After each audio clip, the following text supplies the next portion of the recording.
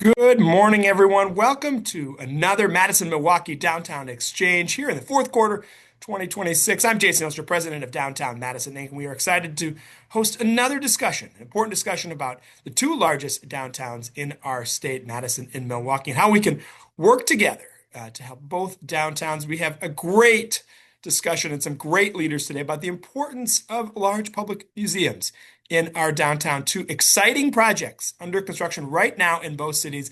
And we have people from both to go over those projects, to discuss those projects, and answer questions about why they are so important to our downtowns. We are so thankful for all of you joining us here today in a very cold morning here in December. I want to thank our sponsors, our major series sponsor for years now, our good friends at Reinhardt, who have been excellent partners for both Milwaukee Downtown and DMI Downtown Madison Inc., and our good friends at Whipfleet for making this possible. Today we have McGinna Vula, an associate with Reinhardt, here to say a few words. Good morning, McGinna. How are you? Good morning, Jason. I'm well. How are you doing this morning? We're doing great. We're doing great. It's good to see you this morning. How is everything with you? Everything's going well. As you said, it's a cold day in Madison, but at least it feels a little festive with the lights that have been put up around the city. Excellent. How's Um, everything at Reinhardt? Reinhard is doing well as well. So I'll get going with the introduction a little bit. So, good morning, everyone. So, as Jason mentioned, I am an associate attorney with Reinhardt in our Madison office. Reinhardt is a full service law firm with multiple offices, including in Madison and in Milwaukee. And as Jason mentioned, we're a proud sponsor of DMI's and Milwaukee Downtown's Madison and Milwaukee Downtown Exchange. And as we all continue to evolve with our downtowns, Reinhardt is committed to assisting the clients and communities and to spark collaborations as we continue to grow with our changing landscape around us. So, on behalf of Reinhardt, I would like to thank everyone for being here this morning to support both of our downtowns. And with that, I'll turn things over to Jason to continue the rest of the event. So thank you, McGinna. Thank you for the partnership. We really appreciate it. Joya and Debbie and everyone that serves on both of our board of directors, we are very thankful. Hope you have a wonderful holidays. All right. What is new in Milwaukee downtown? We have CEO of Milwaukee Downtown, our good friend Matt Dorner, here with us. Matt, how's everything in Milwaukee? Good morning, everyone, and hi, Jason, and great to see everybody. It's an exciting time in Milwaukee, as McKenna just mentioned. That we're in the midst of the Holiday Lights Festival kickoff. Thankfully, we had beautiful weather just 10 days ago for that extraordinary our kickoff extravaganza. But this weekend, starting off with our jingle bus, and we have our four parks downtown decked out. We're in the midst of shop local and support our downtown merchants, but really all the family-friendly fun in downtown Milwaukee throughout the holiday lights. So it's an exciting time to be downtown. Yes, it's a little cold, but we enjoy all four seasons in Milwaukee and Madison and across Wisconsin.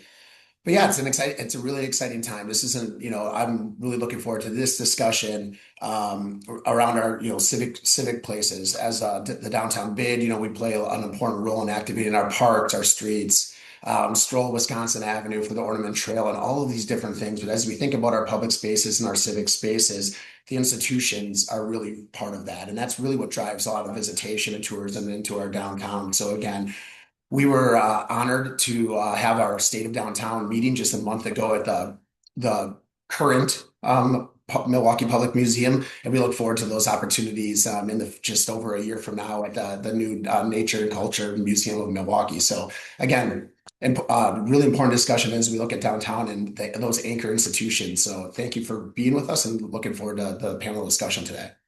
Well, Matt, thank you. I know this is a massively important time for all downtowns across the country with the holidays coming up. And how are ways that folks can make sure that they're supporting the local businesses in the restaurants in the downtown area?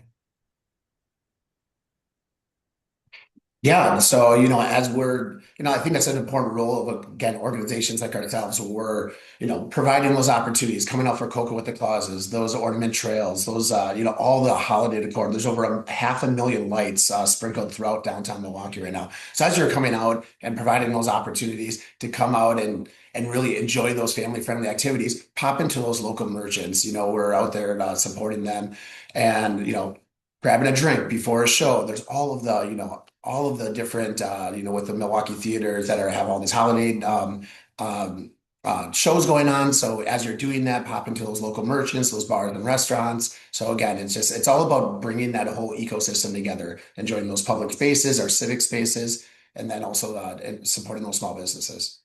Well, I hold on a second. You just said there's a 500,000 holiday lights up There, right now in that Milwaukee. I'm jealous. absolutely. That's fantastic. Well, thank you. I mean, please do. This is such an important time for our local merchants that are the backbone of the downtown. In downtown Madison, check out Santa's Workshop on the 100 block of State Street, all of the different shows that are happening at the Overture and all the different theaters across, including Nutcracker and many time-honored traditions. I want to just to take a few minutes that a couple days ago, Matt, big news here in Madison.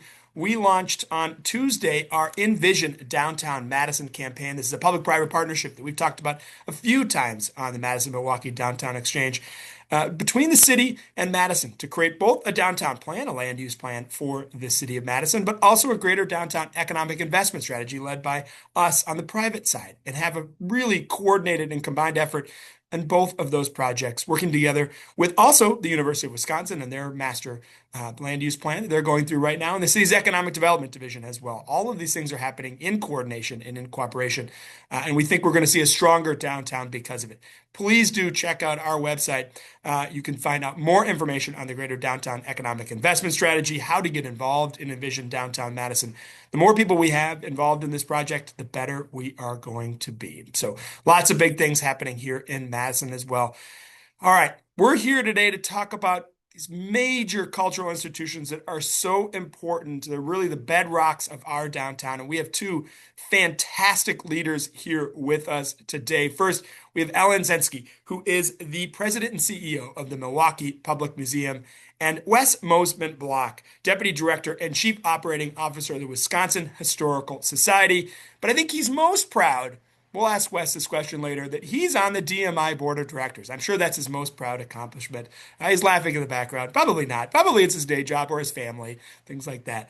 But we are going to hear presentations from both about the dynamic new projects being created in each downtown right now. Then we're going to take we have some questions to bigger discussion topics, and then we want to take question and answers from all of you. So we'll have quite a bit of time at the end. If you have a question, please submit your questions in the Q&A function at the bottom of the screen, and we'll be able to ask questions of both Ellen and Wes in a little bit of time here. All right, we're going to begin with our good friends in Milwaukee. Ellen Sensky, the president and CEO of Milwaukee Public Museum. Sorry, I'm so used to saying Madison. Good morning, Ellen. How are you today? Good morning. I'm doing great. Thank you Excellent. so much. Excellent. It's great to have you here. We know you've got some visuals. We'd love to see what's going on with the museum and this amazing catalytic project you're working on right now. Well, I am excited to share what's going on, and I'm excited to be here with Wes too, because Wes and I have been talking since we both began these projects. So we've been in contact for a long time. So before I actually share about the specific project, and I actually started this at the very end, so I am very sorry. Let me get back. It's like some of those books you read sometimes that start with the end and then you're confused the whole time through. So yes. Right. So I was going to say, unless you want me to stop there. So, No, we love the whole presentation. all right. So let's start over. So we have been, what I wanted, do you see anything? I don't. No, we are now blank. We had it for a second and then we lost it. The technicalities of Zoom, right? The fun. Isn't it great? Yes, yes. It always happens when everyone is watching, right? It's like when you're typing on a keyboard, it's like the worst typing up on a screen. It's the same thing. Correct. All right. All right, we Let's see it now in the try main. this again. Well, you know what? I'm just going to do it Just from. run it off of the other one. It Yep. works great. Sorry about that. No worries. Thank you, Ellen. All right. So Perfect. I'm going to talk a little bit about the current museum and why we're building a new museum first. So the So the current museum, we are in fact the most visited museum in this state with over 500,000 visitors every single year who come to us from every single county in this state and well beyond. And that includes 150,000 school children who come to us from 44 of those 72 counties on field trips. We also care for 4 million objects that also come from every single county in this state. So we truly are Milwaukee or Wisconsin's Museum of Natural History. Now, we have been around for a long time. So we started way back in 1882 as a museum of the city, run by the city. And we were run by the city until 1976, when the county took over the operations of the museum. And we were run by the county until 1992, when the county and the museum both determined the best course forward for the museum was to become a separate 501c3 so that we could raise significant funds. But then also the county would retain ownership of the collections and they would retain ownership of the building. And with that, they would provide a little bit of funding for the collection care and they would take care of the building. Unfortunately, in the intervening years, the county was not able to keep up with all the repairs for the building, and we now sit in a building that has 100 million in deferred maintenance. This is impacting our ability to care for the collections. It is impacting our visitors' experience, and it was actually threatening our accreditation. So back in 2015 and 16, we did a few studies to determine what we should do. Should we repair the building? Should we build a new building? We also did a study to understand what would donors want. And it became very clear that the only viable option would be to build a new building, because the county didn't have the funds to repair the building, and donors were just not interested in putting that kind of money into a county-owned facility. So with that, we actually, knowing we were going to build a new museum, we brought our architects and our exhibit designers together, and we took them on a 7-day, 28-stop trip across Wisconsin to really immerse ourselves in Wisconsin's natural landscapes as well as its cultures. And one of the places that we stopped was Mill Bluff State Park. And Mill Bluff State Park really symbolized what we'd been hearing from people across the state. And that was the importance of water in this state, not just in shaping the landscape, but in shaping who we are and what we do. And this is a rendering that was done by one of the architects when we were at the site. And this is actually what the building will look like. So it really is inspired by the geology of Wisconsin and by the story of water. Where are we going? We are going to the corner of 6th and McKinley, which is 1 block north of Fiserv Forum. So we're joining the Deer District. It is easy access from right off of 43. So from outstate, easy access in, easy access from for the entire community. And we're now considering ourselves the new gateway into Milwaukee from the west. So what is going in the museum? Well, before I talk about that, I just want to share some of the building blocks that we used, not just with the exhibits, but also when we were designing the building. And the first was using the past to inform the present so we could talk about the future. We didn't want to just be about the past. Second, turning the museum inside out is really about the fact that we are an academic institution with researchers. We do scientific and cultural research. And the public doesn't really know that. So we wanted to make sure that was very well known. Learning science by doing science is really a nod to not just presenting science to kids or to the public, but getting them involved in helping us to do that science. Immersive learning is the nod to doing the research or doing the kinds of exhibits we do, which are creating these immersive environments that you can walk through. This is what we're known for, and we don't want to abandon that.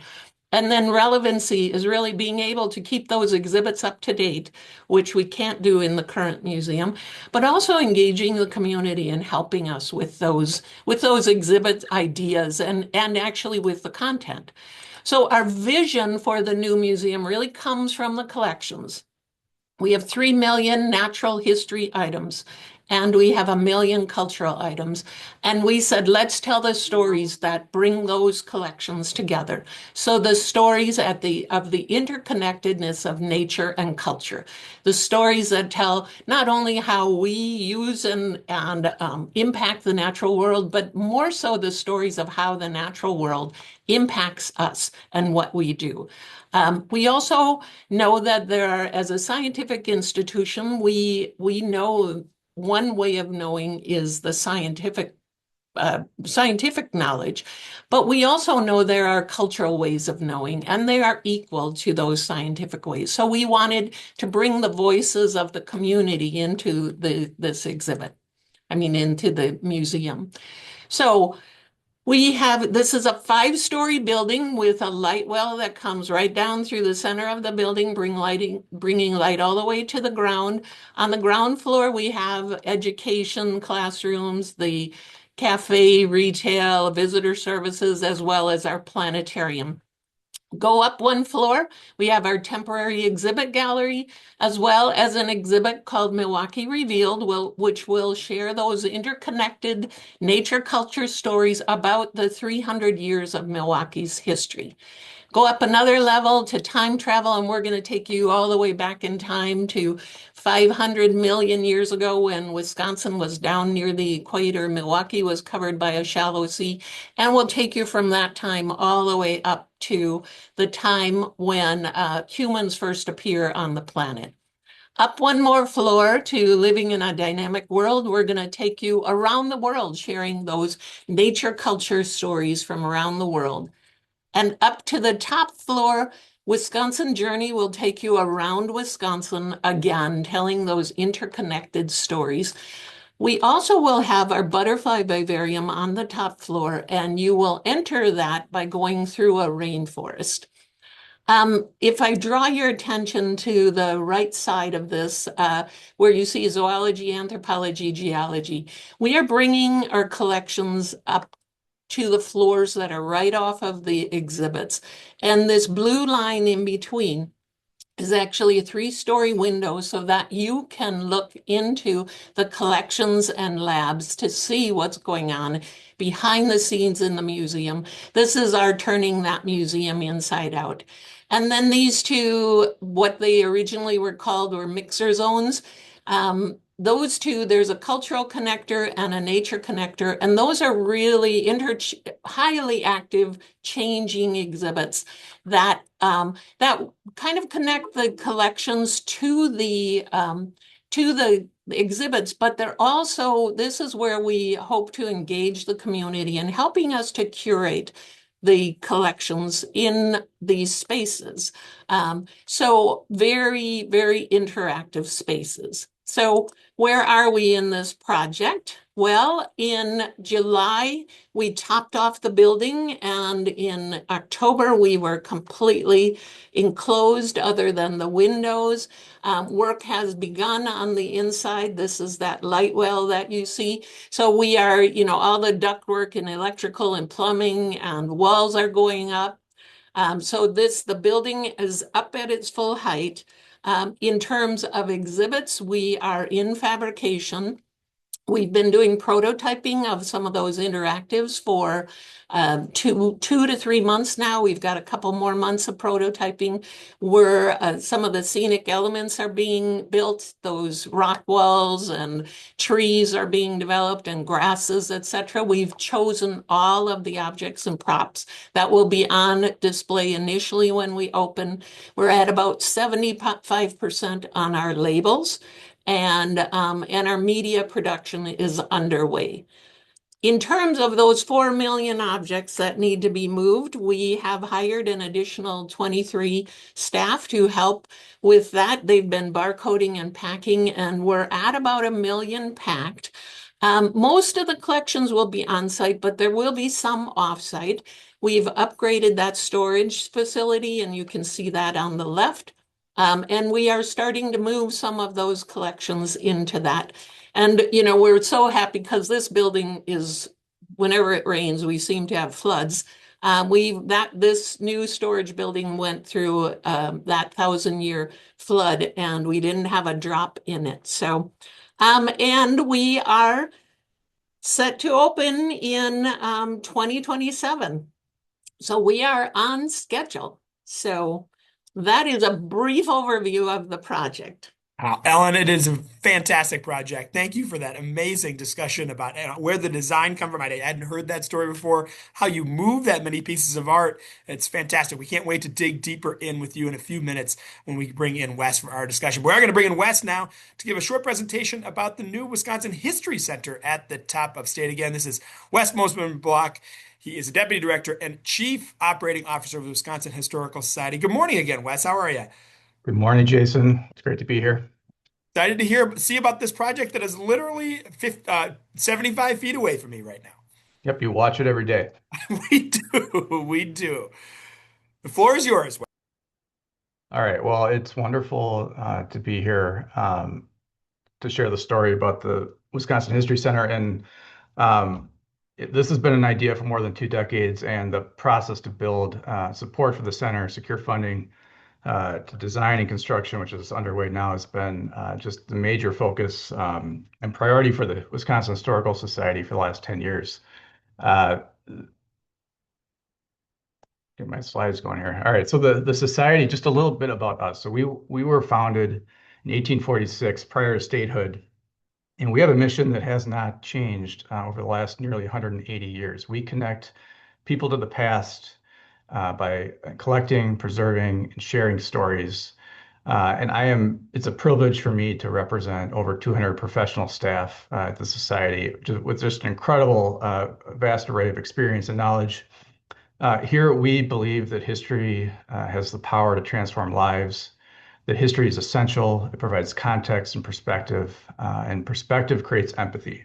Can be harnessed to solve problems, inspire the next generation of leaders, and ultimately make the world a better place. And we need that today. We advance this vision in many ways today and have for the last decades through a network of historic sites in virtually every corner of the state.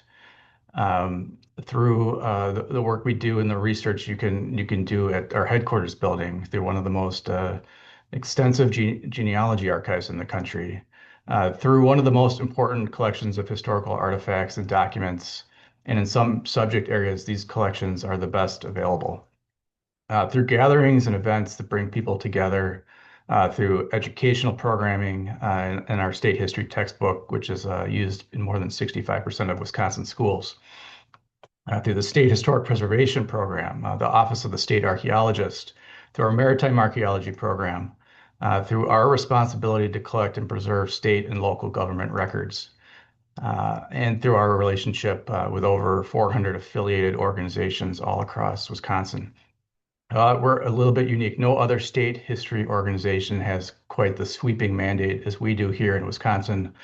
We are a state agency nested in state government, but we have rely on a private 501c3, the Wisconsin Historical Foundation, to advance our work. The History Center is going to be the new public-facing, the new front door to all the resources that we have at the Society. And we desperately need that. Since 1903 here, you can see the cramped galleries that existed in the headquarters building here in Madison. Even when we moved to our new site in the 80s and operated the Wisconsin Historical Museum, we retrofitted an old hardware store. So this was not a facility designed to be a museum. There was no loading dock. There was no rotation of exhibits. And so it's been woefully inadequate for a long time. The new center is going to do a lot of things for us. It's going to create more space to showcase our collection, serve more visitors, create the proper environmental controls, and it's going to increase our capacity. Over 60,000 kids come to the state capitol for field trips. In our old facility, we were only able to accommodate 20,000 per year. We want all those kids to be able to walk across the street and experience Wisconsin history. Um, so our vision for the center is to create a center of inspiration and exploration where people and communities connect to one another across time through our shared American experiences. And from our location, which is, we think this is the best corner in the state, right across the street from the Capitol. From this location, the center is going to reach out from Madison, and our vision is to serve the people, like we have for many, many years across the state, but also the region. This is a view of the site from a few weeks ago. Construction is underway, and we've got just a top-notch team of consultants and designers, architects, and our construction manager, Findorf, working to make this a reality. So as we sort of zoom around the building here, you'll see a dynamic facade, and you'll see this transparent base that's really intended to engage the public realm. The top two floors of the building shift and they twist and they create these terraces and these views that reach out to the rest of the state. And you can see the lenticular facade and the layering of zinc and metal. And it really gives you a different perspective that you have of this building as you move around it. And it really reinforces that idea that, when you come into the museum, come into the center, you're going to learn. You're going to learn here. You're going to gain more perspectives, and the building kind of reinforces that idea. Walking into the building, you'll see a welcoming entry with a mix of materials, but this grand stair, this communal stair, is meant for gathering. And as you move up into the other public parts of the building, we want, this is a third space. We want people to come here, hang out, have a cup of coffee, and really enjoy the view. We've coined this the Wisconsin's living room, as you'll be able to dwell on the stairs and look at the state capitol. Again, priority spaces for our students here on the ground floor, mezzanine level with our cafe. Nice view from the mezzanine. And again, this is a vertical building just like the Milwaukee project, and it poses some challenges, right, of how you stack exhibits in a vertical space. We'll have a changing gallery, rotational gallery that's going to allow us to bring our collection in and provide a lot more access to it. But the third and fourth floors here are really where the more permanent galleries will be. And I'm going to give you a little bit of a walkthrough here. So first, when you get off the elevator on that third floor, you are going to encounter what we're calling the Wisconsin Universe. This is a towering display of showcasing collections. It's actually 48 feet. It spans both of the exhibit floors. It's a dynamic mix of material and of all shapes and sizes, and it's going to be that moment where you want to snap a picture. Behind that case, you'll enter the Wisconsin Culture Gallery. Again, kind of a joyous celebration of an exploration of many things, events, people that bring Wisconsinites together and exemplify the innovative and creative moments in the state's history. It's going to bring energy to this experience. It's going to be colorful, dynamic. It's going to cover topics from sports to comedy to our cold climate, experiencing that today, to music, tailgating, recreation, and more. We want guests to walk away with a better understanding of Wisconsin's particular blend of people, climate, social connection that sparked and continues to spark cultural innovations that define our state. Anchoring this gallery is this culture theater. It's a 360-degree immersive experience that is going to transport guests through moments in Wisconsin culture from all around the state. And we're producing media as we speak, a couple examples, but we're 8 months into a 15-month effort to film more than 45 cultural moments representing a multitude of communities, cultures, and visitors will be able to experience this in 30 to 40-second increments. It's going to echo the stories you encounter in the gallery, and it's going to transport you to places that you may never encounter in your lifetime. Adjacent to that gallery is a space we're calling Living Together. And this is a gallery that examines Wisconsin experiences from time immemorial to the recent past. Visitors will experience major moments in history, how the average Wisconsinite experienced them, from pre-statehood to native lands to the forming of Wisconsin to the Civil War, women's suffrage, the March on Milwaukee, and much, much more. We want visitors to explore questions like, how have I been shaped by the past? How can I shape the future? How have people in Wisconsin and the United States addressed issues of equality and freedom? So moving up a floor, this is a gallery called Human Landscapes, and it explores how we depend on the land and water of Wisconsin to live, work, and play, and in turn, how our activities impact the land and water. You can see this is our largest gallery, and you can see it features two outdoor terraces. One will overlook Mifflin Street and Lake Mendota, and the other will overlook Carroll Street and the state capitol. You know, and from shipwrecks in the bottom of Lake Michigan to the food we grow and the forests we manage, the cities we live in, visitors will be immersed in and explore the relationship we have with our land and water.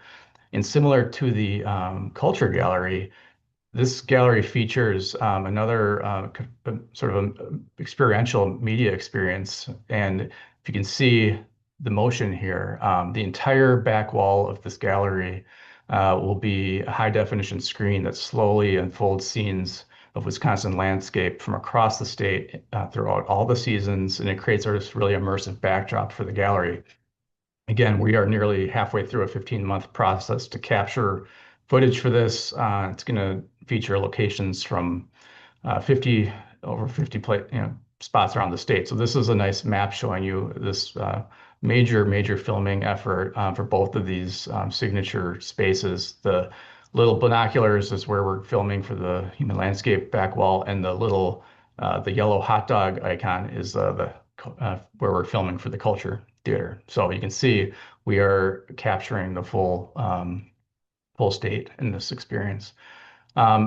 Signature program space next to the Human Landscape Gallery. And if we move up a floor, we've designed the entire top floor of the facility to be a space where groups, events, businesses, organizations to come and actually have their business meeting, have their event, have their wedding in the center. And we want to welcome as many people as we can into the space. So a pre-function space where we've actually preserved and restored a historic bar that was next to the facility, one of the first post-prohibition prohibition bars in the state, and then moving into, here's a nice shot of the dining room and event space on the top floor. There'll be an adjacent terrace. So we'll be doing programming up here. We'll be having food events and all sorts of things. But it's going to be a great space that the communities will be able to use. Nice night shot. So in a nutshell, that's the History Center. It's hard to pack 10 years of history and work into 10 minutes, but almost got it done. We are nearly fully funded here, and just so appreciative of the support, the public sector and the private sector that have made this vision a reality. We are set for soft openings end of 2027 and moving to grand openings in 2028. So wow. Wes, I mean, it's just incredible what is happening here in Madison. And Ellen, wow, what is happening in Milwaukee. These are amazing projects. We're going to get some questions we have for our panelists here, but we also want to remind you at the end of this discussion, we're going to have question and answer from all of you. So if anyone in the audience has a question for either Ellen or for Wes, please submit that in our Q&A function. We'll ask those questions at the end. First question to both of you is, wow, you guys are truly creating transformational museum projects in our respective downtowns. What core visions are driving each project, and how do you think these new museums will reshape the way residents and visitors experience our downtowns and our cities? Ellen, we'll start with you. So that core vision that we had really was that intersection of nature and culture. And we hope that when our visitors who come to us from across Wisconsin and across the country and beyond, that they will look at Wisconsin a little bit differently and look at the world a little bit differently. You know, we want people to really appreciate the wonder of this world. And I think sometimes it's hard sometimes it's hard if you don't put it in terms of a human aspect.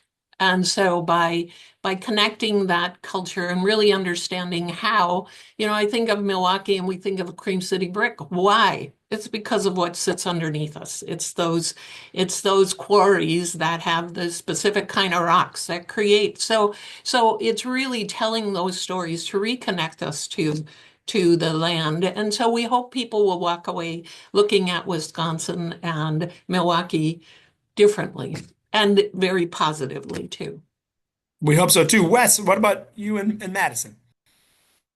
Yeah, I mean, ultimately, not enough people understand and the resources we have as an organization and the power they have to educate and really provide that perspective I was talking about. So the vision for the center is the 21st century expression of our organization, and the vision is just to create access to history, to share those stories, and to share everybody's stories. We want everyone to find themselves in a way in this experience. And we, in terms of the downtown question, I think we want people to be in this building, to live in this building, to to have their lives in this building. We want them to attend events. We're creating a space for other organizations to come and program, and so we want to just create this active space. We want to help activate downtown, and that's really the intent. Well, we certainly appreciate that. And you see that both with, Wes, you said something about the fact that it's the number one used pedestrian intersection, right, already in the state of Wisconsin. Ellen, you are already, right, the most attended museum. How do you think you're going to see, are you going to see a lot more visitors? And how does that interaction work with the downtown? Ellen, you mentioned being part of that Deer District. How do you see yourself in that role as a prominent institution in the downtown?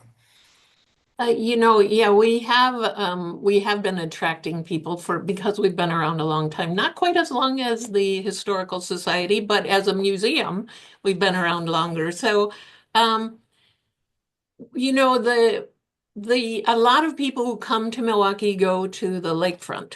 It's beautiful. There are beautiful museums on the lakefront, but they don't come into deep into the city. And this is an area of the city where, I mean, the Fiserv started it, the Bucks started it by putting Fiserv where it is, but it's really close to neighborhoods. So what we hope is to draw people through the city and also closer to a neighborhood to really experience much more of the city.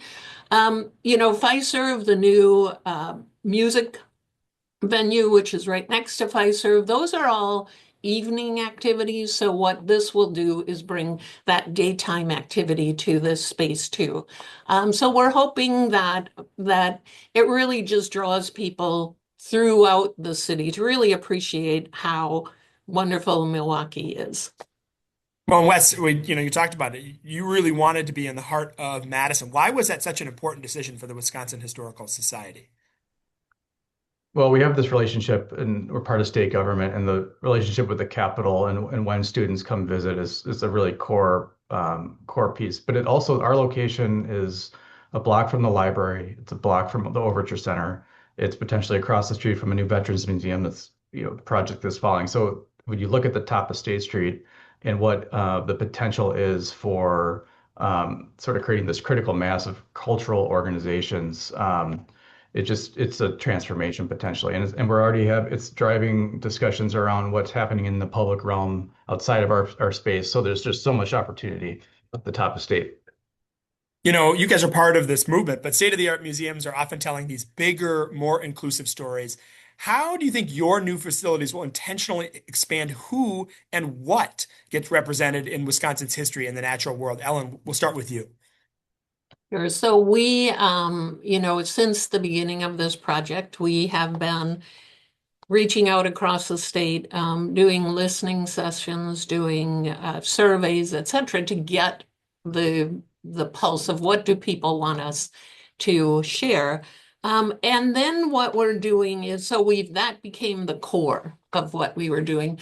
And then we've been, just as the historical museum's been doing, working with tribes across the state for that Wisconsin gallery. Their stories are infused throughout that gallery. Often museums put Native Americans into a separate gallery, and we said no, they're part of Wisconsin, part of this. They were here before we were. And so they've been shaping those stories. They've been choosing the objects and choosing the stories that they want told. Likewise, in the living in a dynamic world, that one we've been reaching out to, we have objects from across the world. We've been reaching out across the world to the groups whose objects these come from to share their stories, to help us pick the objects that should be on display. So we've been working with the Icoma in Tanzania, with the Ainu in Japan, with the Carolina Islands, with the Sami, and so we've been working. I think it's like 29 different groups across the world who've been helping us, and we've been learning a lot about the objects. Sometimes we had the wrong information. And so it's really been, it really is about the stories are told from the voices of the people whose cultures these are. So Wes and Madison? I mean, it's a very similar story for us. I think, it's and one of the benefits of having a project that's taken several years is you have a lot of time to talk to people. So we conducted more than 70 focus groups around the state, engaged more than 5,000 people in really deep discussions about what should be in this State History Museum. And those discussions actually resulted in us kind of scrapping an earlier concept and starting over based on that feedback. We have a team that's entirely focused on engaging communities. And it is about it's who's telling the story. It's not necessarily the curator anymore, right? It's a new approach. So, and Ellen already spoke to that. We've put considerable time engaging the Native nations. We formed a council, a formal group that's advised us from the start before we even had drawings or designs, and that process has been incredibly important for us to build trust. And make sure we're telling those stories and amplifying voices and bringing in members of the nation to tell those stories. So just a couple of examples. Big question for us here in the downtown. We know that museums like yours have significant economic impact on the downtowns. What kind of impact do you anticipate both the new museum in Milwaukee and the new museum in Madison are going to have for downtown businesses, for tourism and workforce development? Wes, you sort of touched on it. What do you think this impact will have for Madison? Then we want to turn to our friends in Milwaukee, and we're going to bring Matt Dorner in on this conversation from Milwaukee as well. Yeah, I think we think about it from a quality of life standpoint. We're creating an asset for just certainly for the state, but really it's going to be in Madison, and this is um, relatively a significant investment, significant asset resource for a city of this size. And so I think it allows business leaders to point to it's not just us, it's the Overture Center, all these things that Madison has to offer. So it's one more opportunity, right, for business leaders to point to that and attract people, attract talent, organizations. It's the type of thing people want to come here, add it to the list. It's got to be a must see, a must do. And I think it's going to drive tourism. It's going to be a big driver potentially. Well, I love the concept of magnets, right? Attracting. And I think it's another magnet in our area to be able to draw more folks and different folks into our area, whether or not those are out-of-town visitors or our own community members. Ellen and Matt, what do you think you're going to see in Milwaukee with this new facility, and what kind of impact will it have on downtown Milwaukee? well, Matt, I'm going to let you go first, since Sure. I think your perspective is probably much more broad than mine, and you're probably more informed than mine. I certainly have my ideas, but you're more in that realm.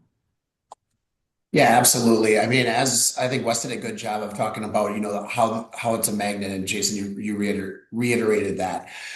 Going back, with my planning and sort of economic development background, when we updated the downtown plan just within the last 2 years, we really looked at obviously knowing that the museum project was coming, and really one of those anchors As Ellen had mentioned, it really redefines one of the gateways and entrances into downtown Milwaukee. So when you are just coming into town, it's really going to change your perspective. Pfizer Forum does it on one side of the street, and the museum will do it on the other side of the street. Obviously, a huge visitor driver. But then, as we had talked about, we looked at the re-envisioning of Sixth Street, for example. It's a project that the city is currently undertaking right now, the redesign with the museum on the north, and that's a major corridor connecting north and south neighborhoods into downtown Milwaukee. So the museum being an anchor institution on that northern end. And then also, another catalytic project identified in the downtown plan was a redevelopment of the former museum site. And just earlier this week, the consultant team released some studies talking about what that potential of that site in downtown Milwaukee could be. So, north of 500 units in a mixed use development that could generate over $250 million worth of economic development. So not only the new museum will continue to be, an unbelievable magnet that we as a business improvement district point to as an anchor institution. When you're visiting downtown Milwaukee, you must visit. You can enjoy the lakefront and you can enjoy this other end of downtown with this institution. But then ultimately, it really does open up. It truly is a catalytic project with ripple effects that go so large with, again, redefining that street as well as the former site could be an incredible opportunity to reactivate a really important block of downtown. I also would add just the project itself, as is with the History Museum. The project itself is huge. It's a $240 million project. So that is bringing in resources. We have over 70 companies, Wisconsin companies, that are involved in this project. From that, the precast cladding that's on the outside was built by Stonecast, which is a company out of Germantown. The floors in the building are, it's a concrete building, so it's heavy. So how do we make it lighter? There is a void form. These are void form floors, and the plastic bubbles that form the void are made in Madison. So if you saw on the coming between Madison and Milwaukee, if you saw big flatbed trucks with big plastic recycled bubbles. A lot of it's recycled kayaks, I believe. Very colorful bubbles coming across on 94. They were coming to the museum. So lots of companies, lots of employment around this, the project itself. Yeah, great point. I mean, these are big, big projects that employ lots of people and lots of folks throughout the entire state. I want to talk about, what we love here in the Madison Milwaukee Downtown Exchange is that cross collaboration between our two cities. How much are your two institutions doing when it comes to programming, research, collections, visitor engagement? How much do you two work together?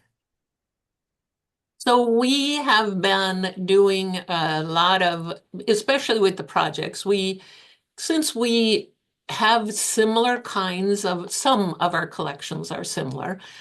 We've wanted to make sure that we're in contact with each other to make sure that we aren't telling the same story, because one object can tell 20 different stories. And so we've been very much engaged in that, but we're also, we're using the resources of the Historical Society that will be in the new museum. Those photos, we're in their archives, making sure that we are using the resources of Wisconsin to tell these stories.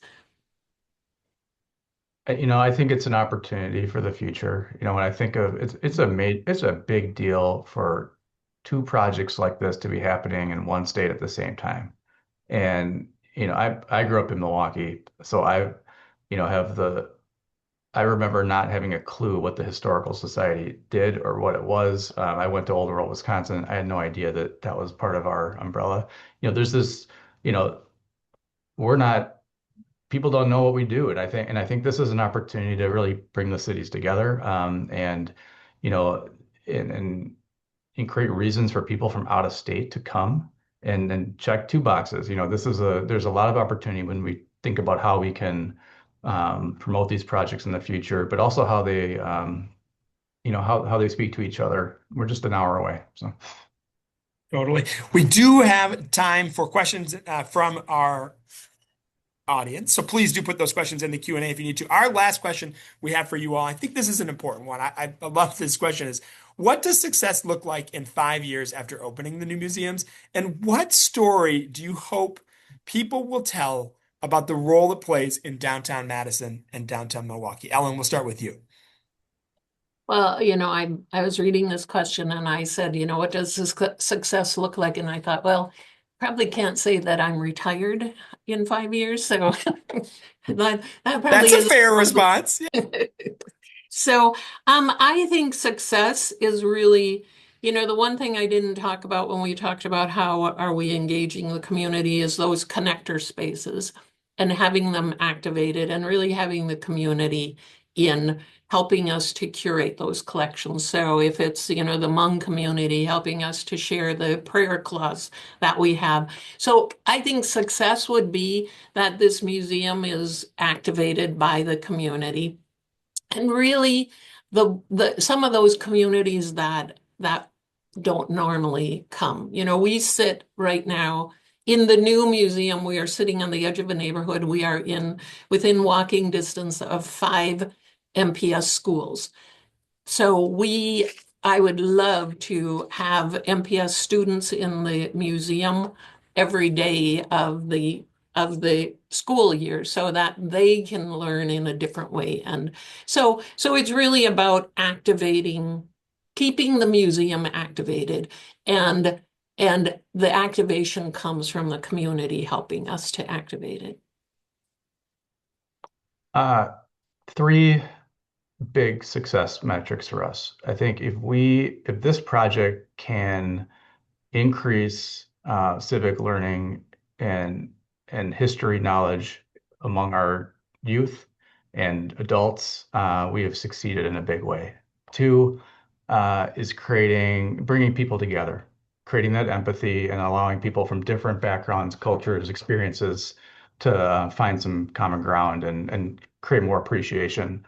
And third, I think if everybody that lives in Madison tells everyone they know that you have to come to this place, this is the place you need to go, I think we've succeeded. So We hope Just that too. Madison?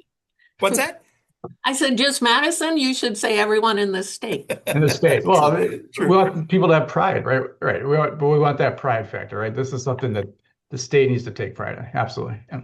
Well, I can tell you this, as someone that works in the downtown, we are so prideful that these projects are happening. Wes, you said it. This is very unique that these two projects are happening at the same time and how beneficial they'll be for the entire state, but certainly for downtown Madison and downtown Milwaukee. We've got a couple questions in the queue here. First question, Ellen, is for you. Will you have space available for hosting groups that may be visiting Madison for conferences? If so, when could that possibly happen? When could you actually reserve the space?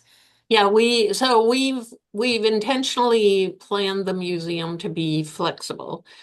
So that whole lobby area of the museum in the evening could be used for events. Our changing exhibit gallery is one that will be used for events and hosting of groups. Our intention is to not have as many changing exhibits because we're building the change into the exhibits themselves. And so we can utilize that space. We have a rooftop terrace that will be also available right outside the butterfly vivarium. So lots of spaces. When will it be available?